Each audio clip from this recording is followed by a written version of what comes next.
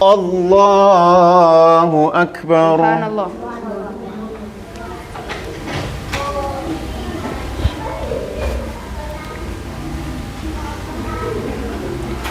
Assalamu alaykum wa rahmatullah.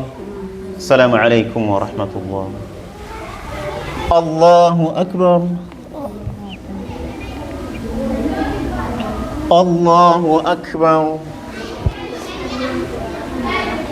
Allahu akbar.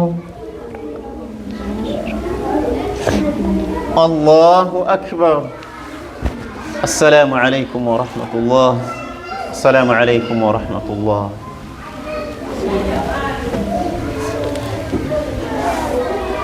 Naam, assalamu alaykum. Mbona mjanifuata kusimama juu? Ustazi alitufundisha kuwa Naam. Imamu akishazidisha rakaa tusimfuate, tubaki chini. Na ni kweli, mmesema kweli. Assalamu alaykum.